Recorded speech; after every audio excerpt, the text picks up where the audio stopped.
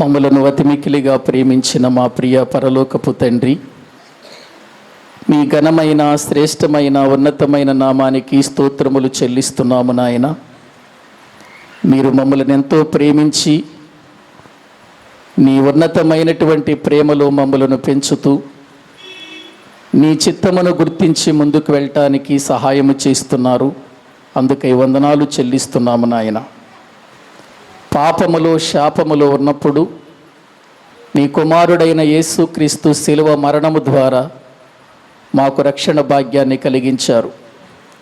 ఇంకా ఎంతోమంది రక్షించబడవలసి ఉండగా మీ వాక్యము ద్వారా వారందరి హృదయాలు నీ వైపుకు తిరుగుటకు తగిన సహాయము చేయమని ప్రార్థిస్తున్నాం తండ్రి. మరలా తిరిగి నీ వాక్య భాగములోనికి వెళ్ళుచుండగా నీ పరిశుద్ధాత్మ సహాయము నాకు అనుగ్రహించండి. నీ మాటలను నీ మాటలుగా బోధించగలిగిన జ్ఞానం నాకు దయచేయమని ప్రార్థిస్తూ ఉన్నాం. వింటున్న ప్రతి వారికి నీ మాటలు మేలు కలుగునట్లు చేయండి. నీ పరిశుద్ధాత్మ యొక్క వాతావరణాన్ని స్థలములో ఉంచమని మీ చేతులకే మమ్మలను మేము అప్పగించుకొనొచ్చు యేసుక్రీస్తు ప్రభువు పేరట ప్రార్థించి స్తుతించి వేడుకుంటున్నాము తండ్రి, ఆమేన్. మంచిది. ప్రభునందు ప్రియమైనటువంటి దేవుని వారలారా, దైవ గ్రంథములో నుండి మనం గత కొన్ని దినాలుగా యోధా రాజుల చరిత్రను గురించి మాట్లాడుకుంటూ వస్తూ ఉన్నాం. యోధా రాజుల చరిత్రలో ఇప్పటి వరకు యోధా రాజులలో 15 మంది రాజులను గురించి మనం మాట్లాడుకున్నాం. వారు ఏ విధముగా పరిపాలన చేశారో, ఏ విధముగా వారు దేవుని దృష్టిలో బ్రతికారో, వారు నష్టపోయిన పరిస్థితులు, వారు లాభాలు పొందిన పరిస్థితులు, ఇవి ఎందుకు వారి జీవితంలో కలిగాయో దేవుని వాక్యములో నుండి మనము నేర్చుకుంటూ వస్తూ ఉన్నాం. ఈరోజు మనము మరొక రాజును గురించి మాట్లాడుకోబోతున్నాము. ఆ రాజు పేరు 16వ రాజు యోషియా అనేటువంటి రాజును గురించి మనం మాట్లాడుకోబోతున్నాం. ఒక్కసారి మనం దేవుని వాక్యాన్ని చదువుకుందాం. రాజులు 2వ గ్రంథం. అందరూ కూడా బైబిల్ తెరచి రాజులు 2వ గ్రంథం దేవుని వాక్యములో నుండి 22వ అధ్యాయం. రాజులు 2వ గ్రంథం 23వ అధ్యాయము చూడండి. 23వ అధ్యాయం దేవుని వాక్యములో మనము చూచినట్లయితే వ్రాయబడినటువంటి మాటలు మనం జ్ఞాపకం చేసుకుందాం. 22 యోషియా ఏలనారంభించినప్పుడు 8 ఏండ్ల వాడై యెరూషలేమునందు 31 సంవత్సరములు ఏలెను. అతని తల్లి బొస్కతు ఊరివాడగు ఆదాయాకు కుమార్తె అయిన ఎదీదా. చాలండి ప్రియులారా, యోషియా ఇప్పుడు యోధా రాజ్యానికి రాజయ్యాడు. యోషియాకు ముందు యోధా రాజ్యానికి రాజు ఎవరంటే అతని తండ్రి అయిన ఆమోను. ఆమోను దేవుని దృష్టిలో సరి అయిన విధానములో బ్రతకలేదు, చెడుతనమును అనుసరించి బ్రతికాడు, దేవునికి విరోధముగా బ్రతికాడు, దేవుని మార్గములను ఏమాత్రము అతడు అనుసరించలేదు. కనుక అతని సేవకులు అతని మీద కుట్ర చేసి అతన్ని చంపినట్లుగా దైవ గ్రంథములో మనము చూస్తున్నాం ప్రియులారా. ఇక ఆమోను తర్వాత రాజ్య పరిపాలనలోనికి వచ్చినటువంటి వ్యక్తి ఎవరు అనంటే ఆమోను కుమారుడైన యోషియా అని మనం గుర్తించాలి. ఈ యోషియాను గూర్చి 2వ రాజుల గ్రంథము 22, 23 అధ్యాయాలలో మనము చూస్తాం. అదే విధముగా దినవృత్తాంతములు 2వ గ్రంథములో మనము వీరి గూర్చి లేక యోషియాను గూర్చి మనం మాట్లాడుకుంటూ ఉంటాం. 34, 35 అధ్యాయాలు. దేవుని వాక్యాన్ని మనం పరిశీలన చేస్తే దేవుడు తన ప్రజలకు రాజుగా ఉండాలని, తన ప్రజలను తన మార్గంలో నడిపించాలని దేవుడు కోరుకుని కదా వీళ్ళని ఏర్పాటు చేసింది? మరి ఈ రాజులు దేవుని దృష్టిలో వారి ఇష్టం వచ్చినట్లుగా బ్రతికిన రాజులే ఎక్కువగా కనబడుతున్నారు. చెడుతనమును అనుసరించి బ్రతికిన రాజులే ఎక్కువగా కనబడుతున్నారు. ఏదో అక్కడక్కడ మనము మంచి రాజులను చూస్తున్నాం. అంతకు ముందు మనము ఆలోచించినటువంటి ఇశ్రాయేలీల యొక్క రాజులైతే ఒక్కడు కూడా మంచోడు లేడు, ఒక్కడ కూడా సరైన వ్యక్తి లేడు. అందుకే దేవుడు వారిని అష్షూరు రాజ్యానికి అప్పగించేసినట్లుగా దైవ గ్రంథములో మనము చూస్తుంటున్నాం. ఇప్పుడు మనము యోషియాను గురించి మాట్లాడుకుంటున్నాం. ఈ యోషియాను గురించి మనం మాట్లాడుకునే ముందు ఇతని గురించి కొన్ని సంగతులు మీతో చెప్పాలి. యోషియా అనే మాటకు అర్థము యెహోవా బాగు చేయువాడు లేక యెహోవా పోషించువాడు అని అర్థం. యోషియా అనే మాటకు అర్థము యెహోవా బాగు చేయువాడు, యెహోవా పోషించువాడు అనే అర్థాలు ఈ యోషియాను గురించి మనము చూస్తూ ఉంటున్నాం. ప్రియులారా, ఈ యోషియా అనేటువంటి వ్యక్తికి అతడు 2 భార్యలను కలిగిన వాడిగా మనము చూస్తున్నాం. 2 భార్యలు కలిగిన వాడిగా మనము చూస్తూ ఉంటున్నాం. మరి దేవుని వాక్యాన్ని మనము చూస్తే ఇతడు ఎప్పుడు పరిపాలనలోనికి వచ్చాడు అని మనము ఆలోచన చేస్తే ప్రియులారా, ఒక్కసారి మళ్ళీ చదివితే రాజులు 2వ గ్రంథము 22వ అధ్యాయము 2వ వచనం మొదటి వచనం చదవండి. యోషియా ఏలనారంభించినప్పుడు ఎన్ని సంవత్సరాల వాడండి? అంటే యోషియా రాజ్య సింహాసనం మీద కూర్చునే సమయానికి అతని వయసు ఎంత? 8 సంవత్సరాలు. 8 సంవత్సరాలు కలిగిన వాడు రాజ్యాన్ని పరిపాలించగలిగిన జ్ఞానం ఉంటుందా? ఏమండి, 8 సంవత్సరాల వయసు కలిగిన వానికి ఒక సింహాసనం మీద కూర్చొని లక్షలాది మంది ప్రజలను పరిపాలించగలిగినటువంటి స్తోమత ఉంటుందా? ఉంటుందా? ఉండదండి. ఉండదు కదండి, ఉండదు. మరి 8 సంవత్సరాలకు ఇతన్ని రాజుగా ఎలా చేశారు? 8 సంవత్సరాలకు ఇతడు పరిపాలన ఎలా చేయగలిగాడు అని మనం ఆలోచిస్తే, చిన్న వయసులో పరిపాలనలోనికి వచ్చిన వారు, సింహాసనం మీద కూర్చోబెట్టినటువంటి వారు ఎంతోమంది మనకు అక్కడక్కడ కనబడుతూ ఉన్నారు కదా.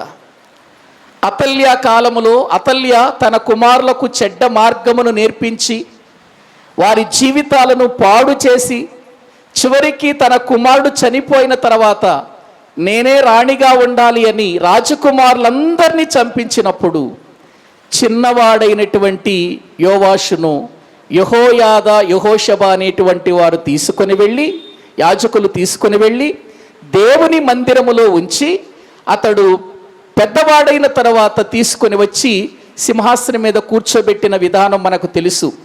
వాడప్పటికే చిన్నవాడు గనుక, ఆ చిన్న వయసులో పరిపాలనలోకి వచ్చాడు గనుక యాజకులే అతనికి తోడుగా ఉండి సలహా ఇస్తూ పరిచర్య లేక పరిపాలన చేసినట్లుగా మనము అదే 11వ అధ్యాయంలో చూస్తాం.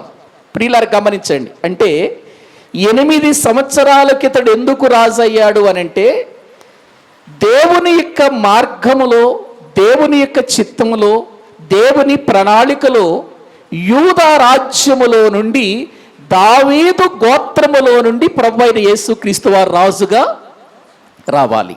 యూదా గోత్రములో నుండి నిజమైన రాజు, కల్మషము లేని రాజు, సరైన పరిపాలన ఇచ్చే రాజు, గొప్ప రాజు ఈ యొక్క లోకములోనికి రావాలి గనుక ఆ రాజు రావటానికి ఇదిగో వీళ్ళందరూ ఒకరి తర్వాత ఒకరు యోధా రాజులందరూ కూడా మనము చూస్తూ ఉంటున్నాం. ఇప్పుడు ప్రియులారా, ఆమోను చనిపోయిన తర్వాత ఆమోను కుమారుడైనటువంటి యోషియా 8 సంవత్సరాలకు అతడు సింహాసనం ఎక్కాడు. సింహాసనం ఎక్కిన ఇతనికి ప్రియులారా, యాజకులు కావచ్చు, లేకపోతే యూదా పెద్దలు కావచ్చు, వీరు ఇతనికి సలహాలు ఇచ్చి రాజ్య పరిపాలన జరిగిస్తున్నట్లుగా మనము చూస్తూ ఉంటున్నాం. ప్రియులారా, ఇతని కాలములో 13వ సంవత్సరం, ఇతని కాలములో 13వ సంవత్సరానికే ఇర్మియా ప్రవక్త ప్రవచించటానికి వచ్చాడు. యోషియా కాలములోనే 13 సంవత్సరాల తర్వాత ఇతడు ప్రియులారా పరిపాలన చేస్తున్న కాలములో ఇర్మియా ప్రవక్త పరిపాలనలో ప్రియులారా ప్రవచించటం ప్రారంభమైంది. ఒకసారి ఇర్మియా గ్రంథం 1వ అధ్యాయం 1వ వచనం చదవండి. ఇర్మియా గ్రంథం దేవుని వాక్యములో నుండి 1వ అధ్యాయం 1వ వచనం. బెన్యామీను దేశమందలి అనాతోతులో కాపురమున్న యాజకులలో ఒకడై ఇల్కియా కుమారుడైన ఇర్మియా వాక్యములు. ఆమోను కుమారుడైన యోషియా యోధాకు రాజయ్యుండగా అతని ఏలుబడి 13వ సంవత్సరమున యెహోవా వాక్కు ఇర్మియాకు ప్రత్యక్షమాయను. చాలండి. అంటే ఇప్పుడు యోషియా కాలములో ప్రవక్త ఎవరు చెప్పండి? ఇర్మియా. అతడు 13 సంవత్సరం ప్రియులార పరిపాలనలోకి వచ్చిన 13వ సంవత్సరమున ఇర్మియా గారు ప్రవక్తగా పనిచేశాడు. ఒక ఇర్మియా గారే కాదండి, ఒక ఇర్మియా గారే కాదు. ఉపధ్యాను చూడండి. ఉపధ్యా గ్రంథం 1వ అధ్యాయం 1వ వచనం. ఉపధ్యా గ్రంథం 1వ అధ్యాయము 1వ వచనాన్ని చదువుకుందాం.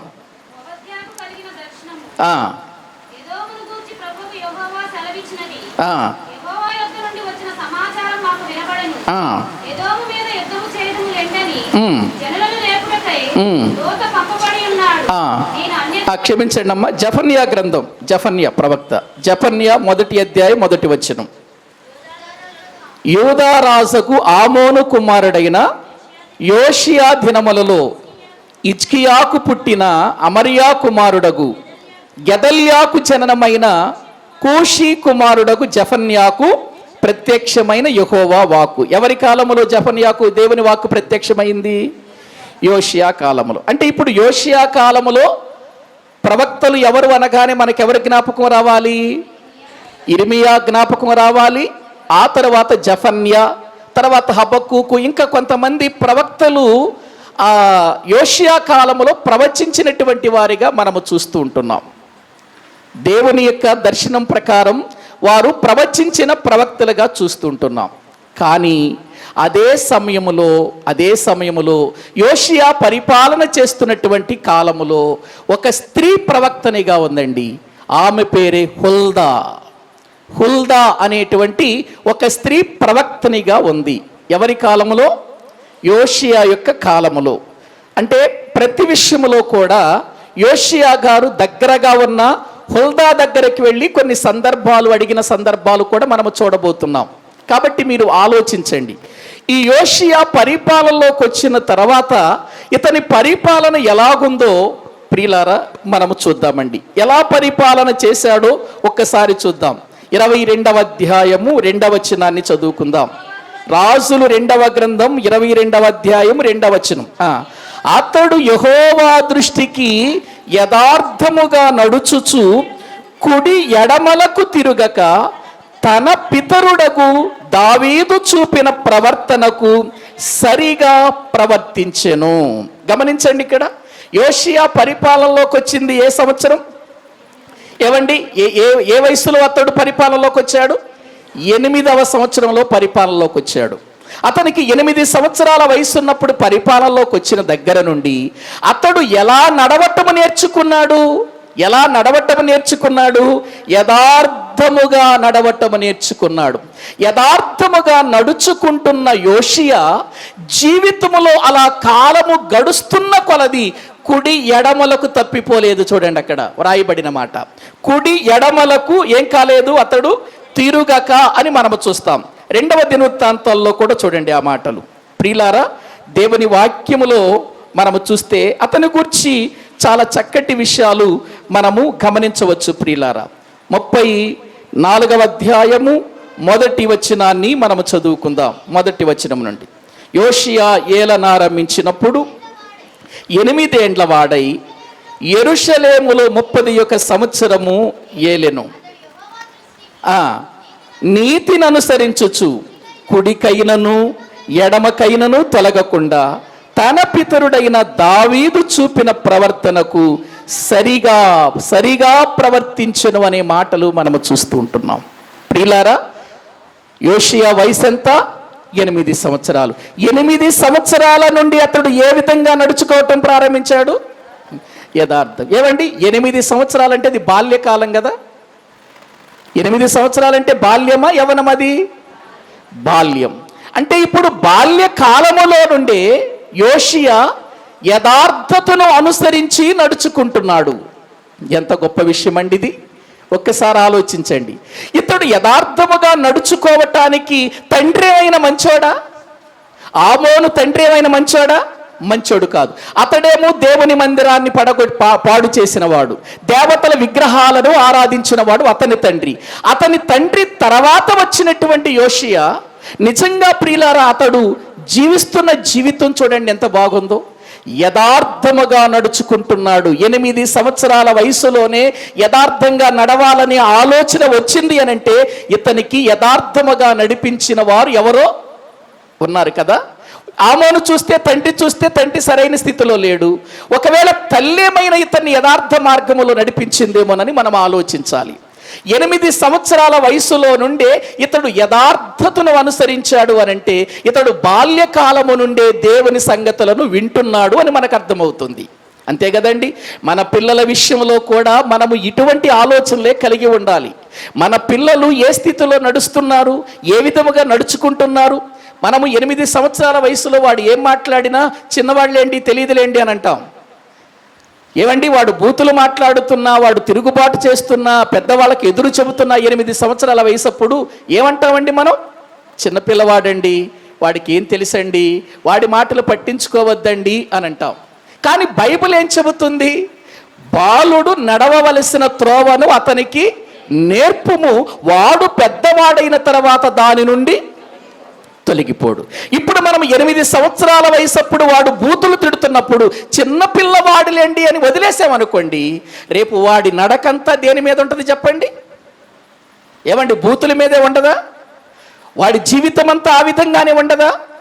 కాబట్టి నడవవలసిన త్రోవ ఒకటి ఉందని చెప్పి తల్లిదండ్రులుగా బాధ్యత తీసుకొని మన పిల్లలను చిన్ననాటి నుండి దేవుని సన్నిధికి నడిపించాలి. వాక్యం ఏం చెబుతుంది? ప్రసంగి గ్రంథం వాక్య భాగములో 12వ అధ్యాయము 1వ వచనము నుండి మనము చదువుకుందాము. చూడండి. దుర్దినములు రాకముందే ఇప్పుడు వీటి యందు నాకు సంతోషము లేదని నీవు చెప్పు సంవత్సరములు రాకముందే తేజస్సునకును సూర్య చంద్ర నక్షత్రములకును చీకటి కమ్మకముందే వాన వెలిసిన తరువాత మేఘములు మరలా రాకముందే. ఆ మాట మీరు బాగా జ్ఞాపకం చేసుకోండి. బాల్య దినముల యందే నీ సృష్టికర్తను స్మరణకు తెచ్చుకొనుము. ఏ దినాలలో సృష్టికర్తను స్మరణకు తెచ్చుకోవాలి? బాల్య దినముల యందే నన్ను సృష్టించిన వాడొకడున్నాడు, నాకు ప్రాణం పోసిన వాడొకడున్నాడు, నాకు దేహము నిర్మించిన వాడొకడున్నాడు, నా జీవితానికి ఆధారమైన వాడొకడున్నాడు అని బాల్య దినముల యందే మన పిల్లలకు మనం ఏం చేయాలండి?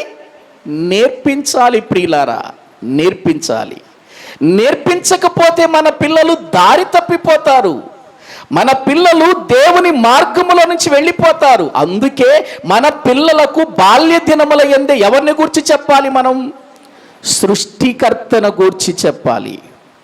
మన పిల్లలు నిద్రపోవటానికి కాకమ్మ కథలు ఎన్నో చెబుతాం మనం కదండి. వాళ్ళు నిద్రపోతుంటే ప్రియులారా వాళ్ళు నిద్రపోకుండా అలాగే ఉంటుంటే వాళ్ళు నిద్రపోవటానికి ఎన్నో కథలు చెప్పి వారిని నిద్రపుచ్చుతాం. కథలు కాదు వారికి చెప్పాల్సింది, వాస్తవాలు చెప్పాలి వాళ్ళు నిద్రపోవటానికి. పిల్లలు ప్రియులార చిన్న వయసులోనే వారి మనసులో మైండ్లో ఏది పడుతుందో అది ఉంచుకుంటారండి, అది ఉంచుకుంటారు. చాలామంది ఏమనుకుంటారంటే పిల్లలకేం తెలుసు అని వదిలిపెట్టేస్తూ ఉంటారు. నేను ఒక విషయం చెప్పనా? మన జీవితాలలో మనము మాట్లాడే మాటలన్నీ వాళ్ళ చెవుల చేత వినికిడి చేసుకునేటువంటి అవకాశం ఎప్పటి నుండి ప్రారంభమవుతుందో తెలుసా? తల్లి గర్భములో ఉన్నప్పుడే ప్రారంభమవుతుంది. ఏంటి మనం మాట్లాడే మాటలు? అవునండి. మనం మాట్లాడేటువంటి మాటలు, ఆ తల్లి ఏ మాటలు మాట్లాడుతుందో ఆ మాటలు లోపల ఉన్నటువంటి శిశువు, ఎదుగుచున్న శిశువు వింటాడండి, వింటాడు. ఆలోచించండి. అవయవ నిర్మాణం ఏర్పడిన తర్వాత ప్రియులారా, 6 నెలల వయసు, 6 నెలలు గర్భముతో ఉన్నటువంటి తల్లి తన గర్భములో ఉన్నటువంటి బిడ్డ లోపల ఎదుగుతూ ఉన్నాడు అని అనుకుంటుంది, కానీ మనం మాట్లాడే మాటలు వింటున్నాడు అని అనుకుంటుందండి? అనుకోదండి. ప్రియులారా, ఒక్కసారి మీరు ఆలోచించండి. వాళ్ళకి లోపలే ప్రారంభమవుతుంది వినికిడి శక్తి అనేది, లేకపోతే ఆలోచన శక్తి అనేటువంటిది అప్పుడే పెరిగిపోతుంది. మీ అందరికీ తెలుసు కదండి. ప్రియులారా, మరియా ఎలిజబెత్ దగ్గరికి వెళ్ళింది. ఎలిజబెత్ దగ్గరికి వెళ్ళింది. పరిశుద్ధాత్మ వలన నువ్వు గర్భము ధరిస్తావు, నువ్వు ఒక బిడ్డను కంటావు, అతడు లోకరక్షకుడు అవుతాడు, అతనికి యేసు అనే పేరు పెడతావు అని కన్యైన మరియకు గాబ్రియేలు దూత చెప్పిన తర్వాత ఆమె అవమానము భరించలేక కొన్ని దినాలు తలదాచుకోవటానికి ఎలిజబెత్ దగ్గరికి వెళ్ళింది. ఎలిజబెత్ కనబడగానే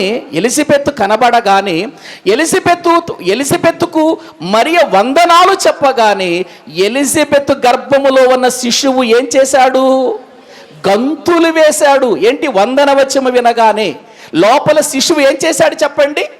అంటే ఇప్పుడు మరియా తన తల్లి అయినటువంటి ప్రియులార ఎలిజబెత్కు ఎప్పుడైతే వందనాలు చెప్పిందో అది పరిశుద్ధమైనటువంటి వందనాలు గనుక, అవి దేవునికి సంబంధించినవి గనుక, అవి ఆత్మ సంబంధమైన మాటలు గనుక లోపల శిశువు విన్నాడు. అంటే బాప్తీసమిచ్చే యోహాను విన్నాడు. తల్లి గర్భములో ఉన్నప్పుడు విని ఆ పిల్లవాడు గంతులు వేశాడట లోపల. వందనాలు అనే మాట మాట్లాడుకుందెవరు? వందనాలు అనే మాటలు చెప్పుకుందెవరు? మరియా, ఎలిజబెత్తులు చెప్పుకున్నారు. ప్రియులారా, ఎలిజబెత్తులు చెప్పుకున్నారు. వందనవచనం వీళ్ళు చెప్పుకున్నారు. గంతులు వేసిందెవరు?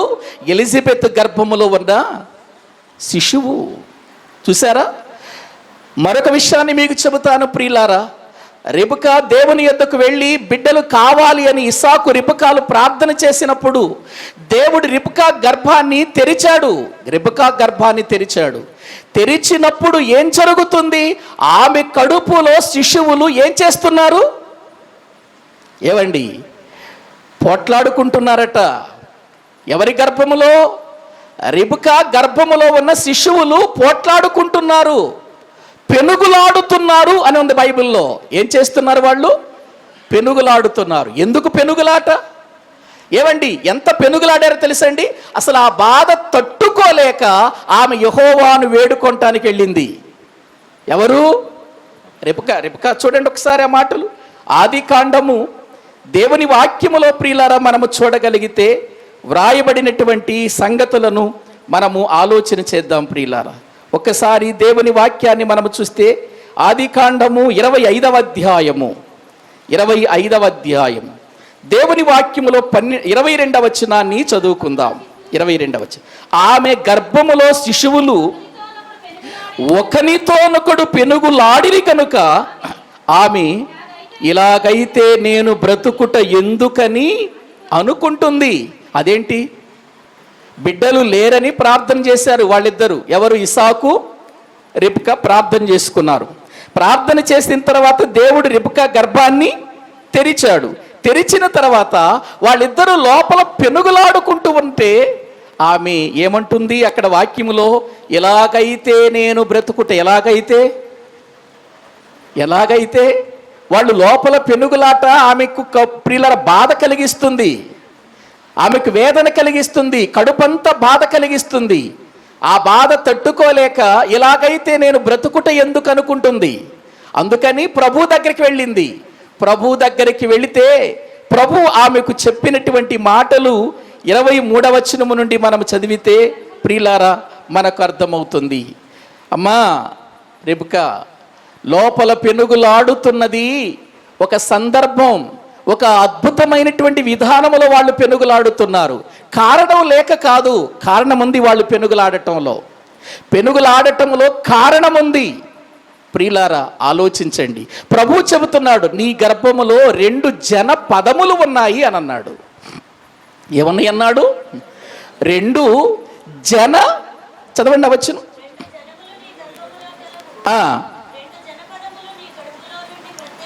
రెండు జనములు నీ కడుపులో నుండి ఎట్లా వస్తాయట? ప్రత్యేకంగా వస్తాయా? అదేంటి, అందరికీ వచ్చినట్టు రావా? అందరూ కన్నట్టుగా కనదా రెబుక? ప్రత్యేకముగా రావటం ఏంటి అంటే, పుట్టబోయేటువంటి వాళ్ళ జీవితాలు ఎలా ఉంటాయి? ప్రత్యేకంగా ఉంటాయి. అంటే ఈ ప్రత్యేకతను కనపరచటానికి వాళ్ళు గర్భములోనే ఏమవుతున్నారు చెప్పండి? పెనుగులాడుతున్నారు. మరి పిల్లలకు తెలియదంటారేంటి? చిన్నపిల్లలకు తెలియదంటారేంటి? ప్రియులారా ఆలోచించండి. ఒక తల్లి గర్భములో ఉన్నప్పుడే ప్రియులారా, ఆ తల్లి గర్భములో అవయవ నిర్మాణం ఏర్పడిన తర్వాత మనం మాట్లాడే ప్రతి మాట వాళ్ళు వింటారు, మనం పాడే ప్రతి పాట వాళ్ళు వింటారు. ప్రియులారా గమనించండి, మన పాట వారికి నచ్చితే ఆనందపడిపోతారు లోపల, మన పాట నచ్చకపోతే మౌనంగా ఉండిపోతారు వాళ్ళు. ఏంటి, కడుపులో ఉన్నవాళ్ళు. అవునండి, అవును, గ్రహించండి. అప్పుడప్పుడు తల్లులు మాట్లాడుతూ ఉంటారు, గర్భిణీ స్త్రీలు మాట్లాడుతూ ఉంటారు. ఏంటో తెలుసా? ఎదుగో నా కడుపులో చూడు ఎలా కొడుతున్నాడో, ఎలా తంతున్నాడో అని మాట్లాడుతూ ఉంటారు. ప్రియులారా, ఆనందం ఎక్కడ నుండి ప్రారంభమైంది? వాళ్ళకి సంతోషించటం ఎక్కడ నుండి ప్రారంభమైంది? వాక్యం చెబుతుంది, గర్భములో నుండి ప్రారంభమైంది. గర్భములో దేవుడు అనేక విషయాలు వాళ్ళకి నేర్పిస్తారండి. దేవుడు గర్భములో అనేక సంగతులు నేర్పిస్తాడు వాళ్ళకి. వాళ్ళు రావటంతో నేర్చుకోవటం కాదు, లేక నువ్వు చెబితే నేర్చుకునే విధానం కాదు. గర్భములో ఉండగానే దేవుడు అవయవ నిర్మాణం చేసిన తర్వాత ఆ గర్భములో ఉన్న శిశువులకు దేవుడు కొన్ని నేర్పిస్తాడండి, కొన్ని సంగతులు నేర్పిస్తాడండి. నేర్పించబట్టే తల్లి గర్భములో నుండి బయటికి రాగానే వాడిని తల్లి రొమ్ము దగ్గరికి తీసుకెళ్ళండి, పాలు త్రాగుతాడు వాడు. ఏమండి, అందులో నుంచి పాలు వస్తాయని, త్రాగాలని వాడికి ఎవరు నేర్పించారు? ఏమండి, అప్పుడే కదా పుట్టింది, వాడికి ఎవరైనా నేర్పించారా? పుట్టింది అప్పుడే కదా, పాపైనా బాబైనా పుట్టింది అప్పుడే కదా. పుట్టగానే వాడిని తీసుకుని వెళ్ళి తల్లి స్తనముల దగ్గర ప్రియులర పడుకోబెడితే వాడు పాల కోసం వెతుకుతాడు. ఎక్కడా నా ఆహారం, ఎక్కడా నా ఆహారం అని వెతుకుతాడు. ఎవరు నేర్పించారు ఇవి? ఆలోచించారా? తల్లి గర్భములోనే చాలా సంగతులు, దేవుని సంగతులు నేర్చుకుని పుడతారు వాళ్ళని. అదే సంగతులలో మనము ప్రియులర పెంచామనుకోండి, వాడు గొప్ప ఆశీర్వాదకరమైన బిడ్డగా పెరుగుతాడు. లేదు అని వాడిని వదిలిపెట్టేసావనుకో, వాడు ఇష్టం వచ్చినట్లుగా మాట్లాడుతున్నాడు అనుకో, నీవు చిన్న పిల్లవాడు తెలియదు అని చెప్పేసి వదిలిపెట్టేసావనుకో, వాడు తప్పిపోయే అవకాశం ఉంది. కానీ ఇక్కడ రాజు ఈ ప్రియులర యోషియా 8 సంవత్సరాల వయసులో యథార్థముగా నడుస్తూ ఉన్నాడు అనంటే దాని అర్థం ఏంటి? ఎవరో ఇతనికి యథార్థముగా ఉండాలని చెప్పారు.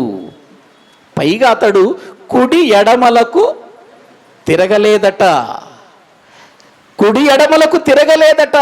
ఏ యథార్థతలో నడుచుకుంటున్నాడో ఆ యథార్థతనే కొనసాగిస్తూ వచ్చాడు, అలాగే నడుచుకుంటూ వచ్చాడు. ఈనాడు మన పిల్లలు ఏ స్థితిలో ఉన్నారు చెప్పండి? మన పిల్లల్ని సండే స్కూల్కి పంపించడమే మనకు బద్ధకం. దేవుని మాటలు వినిపిస్తారు రమ్మని చెప్పినా కూడా, అయ్యా సోమవారం నుంచి శనివారం దాకా మా పిల్లవాడు పొద్దున్నే లేచి స్కూలుకు పంపించామయ్యా, ఆదివారం అయినా వాడిని పడుకోనివ్వండి అయ్యా, ఆదివారం అయినా వాడిని కొంచెం సేపు రెస్ట్ తీసుకొని. అంటే వారం రోజులు రెస్ట్ అవసరం లేదు, ఆదివారమే రెస్ట్ కావాలా మన పిల్లలకి? అంటే ఏది ప్రాముఖ్యమో తల్లిదండ్రులకు అర్థం కాలేదు. మన పిల్లలకు నేర్పించవలసింది ఏది ప్రాముఖ్యమైనదో తల్లిదండ్రులకు అర్థం కాలేదు. నా పిల్లలు బాగా చదువుకోవాలి, వాళ్ళు ఇంజనీర్లు కావాలి, గొప్పవారు కావాలి అనుకుంటాం. మంచిదే, కాదని నేనను. వాళ్ళు గొప్పవారు కావాలి, దానికంటే ముందు వారు దేవుని బడి నేర్చుకోవాలి, దేవుని బడిలో పాఠాలు నేర్చుకోవాలి వాళ్ళు. అందుకే ప్రియులారా సండే స్కూలు అని అన్నారు. ఒక్కరొక స్కూలే కది, మరి ఆ స్కూలు అదేమో వారం రోజుల స్కూలు, ఇది ఓన్లీ సండే స్కూల్ అంతే ఇది. కానీ ఈ సండే స్కూల్ ఎంతసేపు ఉంటుందండి? 1 గంట లేదు 1 గంటన్నర, అంతకంటే ఎక్కువ ఉండదు కదా ఈ సండే స్కూల్. మరి ఆ స్కూలు ఉదయం నుంచి మరి క్యారేజీ కట్టి పంపిస్తావు మధ్యాహ్నం, మళ్ళీ 4 గంటలకు వాళ్ళకి స్నాక్స్ కదా. మరి ఇక్కడేది, ఇక్కడ కూడా క్యారేజీ కట్టి పంపించి సాయంకాలం వరకు ఉండు నాయన అక్కడ బైబిల్ మాటలు నేర్చుకోరా అని అంటారు ఎవరన్నా? అన్నారు. పిల్లలు తప్పిపోతుంది అందుకే, కుడి ఎడమలకు నీ మాట వినకుండా జారిపోతుంది అందుకే. రేపు పెద్ద అయిన తర్వాత నా పిల్లలు నా మాట వినటం లేదండి, నా మాట లెక్క చేయట్లేదండి ఎందుకంటున్నారంటే వాడు నడవవలసిన త్రోవ వాడికి ఏం చేయలేదు, నువ్వు నేర్పలేదు. తప్పు నీది, దేవునిది కాదు. దేవుడు నేర్పించాడు, పంపించాడు, ఆ బాటలో నువ్వు నేర్పించలేదు పిల్లల్ని. నీ బాల్య దినముల యందే నీ సృష్టికర్తను స్మరణకు తెచ్చుకోమన్న సంగతి వాళ్ళకి నేర్పించలేదు. కానీ ఇక్కడ యోషియా 8 సంవత్సరాల వయసులో రాజ్య పరిపాలనలో కూర్చున్నాడు. ప్రియులారా, యథార్థముగా నడుచుచు అతడు కుడి ఎడమలకు ప్రియులారా తొలగక తిరుగక తన పితరుడకు దావీదు చూపిన ప్రవర్తనకు సరిగా ప్రవర్తించెను. ఏవండి, ఆలోచించండి, ఎంత గొప్ప వ్యక్తితో ఇతన్ని పోలుస్తున్నారు చూడండి. ఎంత గొప్ప వ్యక్తితో పోలుస్తున్నారండి. దావీదుతో పోలుస్తున్నారు. ఎవరిని? 8 సంవత్సరాల వయసులో రాజ్యానికి వచ్చినటువంటి యోషియాను. పరిశుద్ధాత్ముడు ఎలా రాపిస్తున్నాడో చూడండి అతని గూర్చి. దావీదు plus Josiah is equal to సరి అయిన ప్రవర్తన. ఎంత అద్భుతం! ఇద్దరు సమానమైపోయారు, ఇద్దరు ఈక్వల్ అయిపోయారు, ఒకటైపోయారు. చూడండి ప్రియులారా, ఎంత గొప్ప విషయం అండి అది. దావీదు దేవునికి ఇష్టానుసారుడైన మనుషుడు. దావీదుతో యోషియా సరి సమానంగా ప్రవర్తిస్తున్నాడంటే ఇప్పుడు ఇతడు కూడా దేవునికి ఇష్టడా కాదా చెప్పండి? ఇష్టడే. ఒకవేళ అలాగే మన పిల్లల్లో కూడా మనం చేయగలిగితే మనం కూడా దేవునికి ఇష్టలమా కాదా చెప్పండి? ఇష్టలమే అవుతాం. కానీ అలా ఎందుకు చేస్తాం మనం? అలా జరిగించటానికి ఎందుకు మనం ఇష్టపడతాము చెప్పండి ప్రియులారా? వాక్యములో నిజంగా తన తండ్రి సరైన వాడు కాదు, తన తండ్రి విగ్రహారాధికుడు, దేవుని మరిచినవాడు, దేవుని విడిచిపెట్టినవాడు, దేవునికి దుఃఖాన్ని కలిగించినవాడు, దేవుని యొక్క మాటలను లెక్క చేయనివాడు ఆమోను. కానీ ఇతనికి ఎక్కడి నుండి వచ్చిందండి యథార్థత? ఇతనికి ఎక్కడి నుండి వచ్చిందండి? కుడికైనను ఎడమకైనను తిరుగక ఎవరి ప్రవర్తనతో సమానమయ్యాడు? దావీదు ప్రవర్తనతో సరిగా ఉన్నాడు అని లేఖనాలలో మనము చూస్తున్నాం. మరి మన ప్రవర్తన ఎవరితో సరిగా ఉంది చెప్పండి? మన ప్రవర్తన ఎవరితో సరిగా ఉంది, సరిపోల్చగలుగుతాము చెప్పండి? కొన్నిసార్లు ఏవండి, వీళ్ళ నాన్న తాగుబోతండి, వీడు కూడా అదే అయిపోయాడండి. ఏమైపోయాడు? త్రాగుబోతు అయిపోయాడు. ఎవరితో సరి అయిపోయాడు? ఒక తాగుబోతు తండ్రితో. ఏవండి, వీళ్ళమ్మ భయంకరమైన తిట్టుబోతండి, వీళ్ళమ్మ భయంకరమైన తిట్టుబోతండి, అదే అలవాటు వచ్చిందండి ఈ పిల్లకు కూడా. దేనితో సమానం? దేనితో సరి? తిట్లు నేర్చుకోవటంలో సరి. భక్తిలో సరిగా ఉన్నారా మన పిల్లలు? భక్తి జీవితంలో సరిగా వాళ్ళు సమానంగా ప్రియుల మనతో కూడా నడిచి వెళ్ళగలుగుతున్నారా? రేపు మన పిల్లల గురించి చెప్పుకోవాలి. ఏవండి, వాళ్ళ తండ్రి వాళ్ళ తల్లి చనిపోయి ఎక్కడ ఉన్నారో కానీ వాళ్ళ యొక్క జీవితాలు ఎంతగా భక్తిగా నడిచాయో, ఎంత ప్రేమగా నడిచాయో, ఎంత దేవునిలో నడిచాయో. నిజంగా వాళ్ళ తల్లిదండ్రులలాగా వీళ్ళు కూడా భక్తి చేస్తున్నారండి, వాళ్ళలాగా వీళ్ళు ప్రార్థన చేస్తున్నారండి, వాళ్ళలాగా వీళ్ళు దేవుని కొరకు బ్రతుకుతున్నారని చెప్పుకుంటే అది ఒక మంచి ప్రవర్తన. దావీదు చనిపోయి ఎంతకాలం అవుతుంది? దావీదు మరణించి ఎంతకాలం అవుతుంది? దావీదు ప్రవర్తన గూర్చి దేవుడు చెప్పినటువంటి సంగతులు ఎన్నున్నాయి ప్రియులారా. అటువంటి ప్రవర్తన కలిగిన మరొక వ్యక్తి చిన్న వయసులోనే ఇక్కడ మనకు కనబడుతున్నాడు, యోషియా. ప్రియులారా, ఈ రోజున ఆలోచించండి. ఇప్పుడు ఈ యోషియా తన జీవితంలో ప్రియులారా చేసినటువంటి పనులలో చాలా ప్రాముఖ్యమైనటువంటి పనులు ఉన్నాయండి కొన్ని. ఒక్కసారి చూద్దాం. 3వ వచనం చదవండి. రాజైన యోషియా ఏలుబడిలో 18వ సంవత్సరమందు మెషుల్లామునకు పుట్టిన అజల్యా కుమారుడగు శాస్త్రియునైన షాఫానును యెహోవా మందిరమునకు పొమ్మని చెప్పి రాజు అతనితో సెలవిచ్చెను. ప్రియులారా, యాజకులను ఇప్పుడు ఎక్కడికి పంపిస్తున్నాడు? దేవుని మందిరానికి వెళ్ళండి అని పంపిస్తున్నాడు. ఏ వయసులో? ఏలుబడి 18 అన్నాడు కదా. ఏలుబడి 18వ సంవత్సరం. 18వ సంవత్సరము ప్లస్ 8 ఎన్ని? 26 సంవత్సరాలు. 26 సంవత్సరాల వయస్సులో ఇతడు మందిరానికి వెళ్ళండి అని మందిరానికి పంపిస్తూ ఏం చెబుతున్నాడు చూడండి. హిల్కీయాకు, ప్రధాన యాజకునితో, నీవు ప్రధాన యాజకుడైన హిల్కీయా యొద్దకు పోయి ద్వారపాలకులు జనుల యొద్ద వసూలు చేసి యెహోవా మందిరములో ఉంచిన రొక్కపు మొత్తము చూడుమని అతనితో చెప్పుము. యెహోవా మందిరపు పనికి అధికారులై పని జరిగించు వారి చేతికి ఆ ద్రవ్యమును అప్పగించిన తర్వాత యెహోవా మందిరమందలి శిథిలమైన స్థలములను బాగు చేయుటకై యెహోవా మందిరపు పని చేయు కూలు వారికి వారు దానిని ఇయ్యవలెననియు, వడ్ల వారికిని శిల్పకారులకును కాసిపని వారికిని మందిరమును బాగు చేయుటకై మ్రానులనేమి చెక్కిన రాళ్లనేమి కొనుటకు ఇయ్యవలెనని తెలియచెప్పుము. ఆ అధికారులు నమ్మకస్తులని వారి చేతికి అప్పగించిన ద్రవ్యమును గూర్చి వారి యొద్ద లెక్క పుచ్చుకొనకుండిరి. చూసారా? అంటే ఇతడు యవ్వన కాలంలోనికి వచ్చేసరికి ఇతని మనసు దేని మీద పడింది? దేవుని మందిరము శిథిలమైపోయింది, దేవుని మందిరాన్ని బాగు చేయాలనుకుంటున్నాడు. ఎప్పుడు? యవ్వన కాలం. అంటే చిన్నప్పుడు యథార్థముగా నడవటం ప్రారంభించాడు.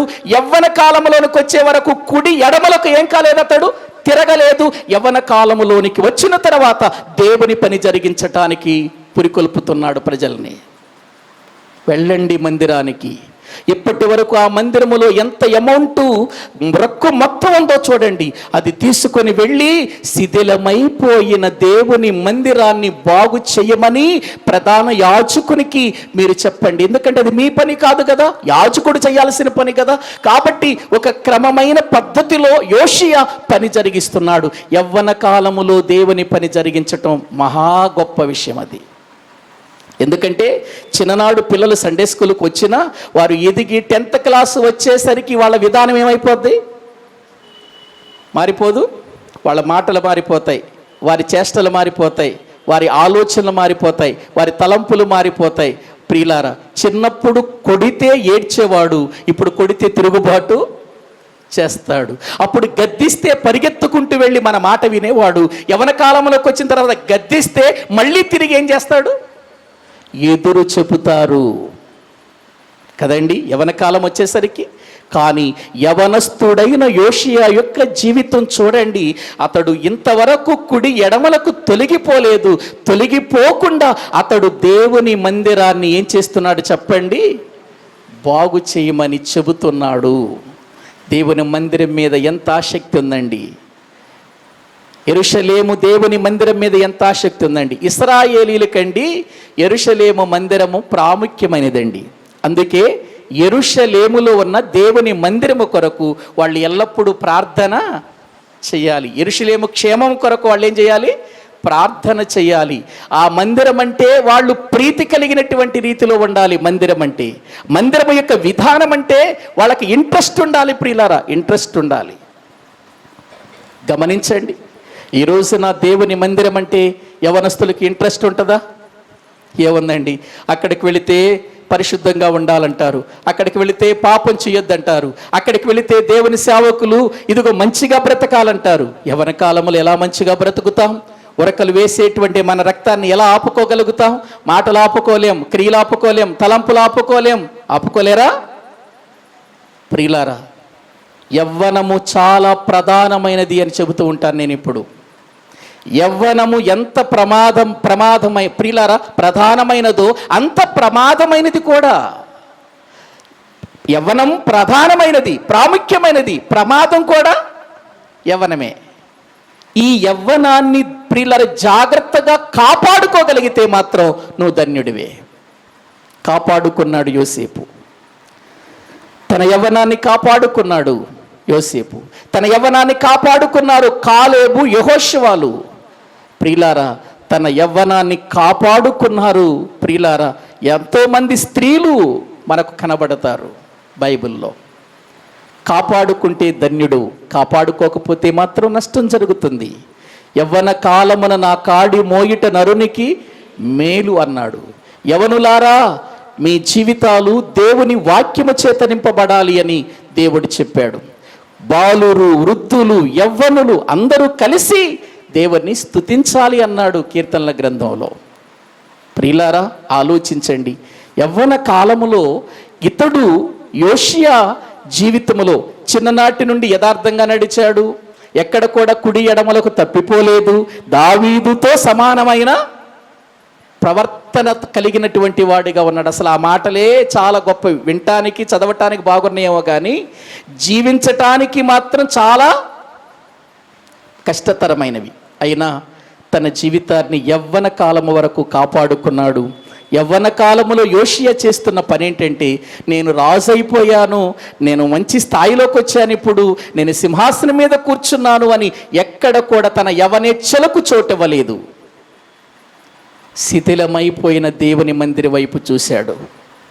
అయ్యో, నా తండ్రి కాలములో నా తండ్రి ఈ మందిరాన్ని పాడు చేశాడు, నా తండ్రి ఈ మందిరాన్ని శిథిలావస్థకు తీసుకొచ్చాడు, దేవుని మందిరం ఉన్న స్థలములో దేవతలు నింపాడు నా తండ్రి, వద్దు, అది మనకు సరైనటువంటిది విధానము కాదు అని అనుకున్నాడు.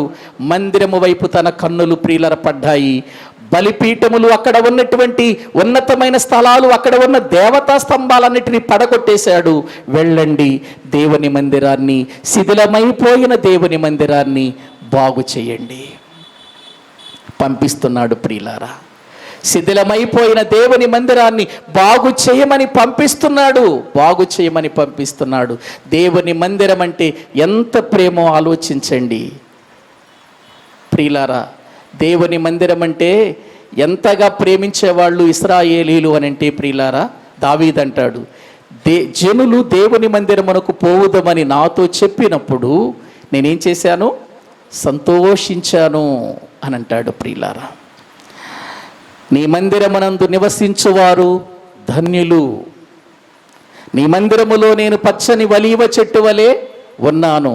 చిరకాలము నేను యెహోవా మందిరములో నివాసము చేయుదును. దేవుని మందిరములో ఆయన ప్రసన్నత కొరకు నేను ఒక వరము అడిగి తిని అని అన్నాడు. యెరూషలేమా, దేవుని మందిరమును ప్రేమించువారు ధన్యులు అనే మాటలు మనము చూస్తున్నాం. నీ మందిర ఆవరణములను చూడవలెనని నా ప్రాణము, నా హృదయము ఎంతో తృష్ణగొనుచున్నవి అని అంటారు. దుప్పి నీటి వాగుల కొరకు ఆశపడినట్లు దేవా, నీ కొరకు నా ప్రాణము ఆశగొనుచున్నది అని అంటారు. నీ మందిర ఆవరణములు చూడాలని నాయన మా ప్రాణము, మా హృదయము సొమ్మసిల్లిపోతుంది అంటారు కోరహు కుమారులు. అంటే దేవుని మందిరం అంటే వాళ్ళు ఎంత ఇష్టపడ్డారో ఆలోచించండి ప్రియులారా. ఏరి మరి దేవుని మందిరములో మన పిల్లలు ఏరి, దేవుని మాటలు వినటానికి మన భర్తలేరి, దేవుని మాటలు వినటానికి మన భార్యలేరి. ఒక్కసారి ఆలోచించండి, భర్తలైన వారు, భార్యలైన వారు, తల్లిదండ్రులైన వారు ఆలోచించండి ప్రియులారా. ఎక్కడెక్కడో ఉంచుతున్నావు, ఎక్కడెక్కడో పెరుగుతున్నారు మన పిల్లలు, దేవుని మందిరములు ఎందుకు పెరగటం లేదండి? వదిలేసావా వారిని? విడిచిపెట్టావా వాళ్ళని? ప్రియులారా, యోషియా యొక్క జీవితం మనము చూస్తే కుడి ఎడమలకు తిరగకుండా దావీదు ప్రవర్తనను అనుసరించి దేవుని మందిరమును బాగు చేయటానికై ప్రియులారా కొంతమంది మనుషులను పంపిస్తున్నాడు. ప్రధాన యాజకుడైనటువంటి ప్రియులారా హిల్కియా దగ్గరకు పంపించి, ఈ మందిరాన్ని బాగు చేయండి, నా తండ్రి పాడు చేశాడు, నా తండ్రి పాడు చేసి ఎంతో నష్టాన్ని పొందాడు, కానీ ఆ నష్టం నేను పొందకూడదు.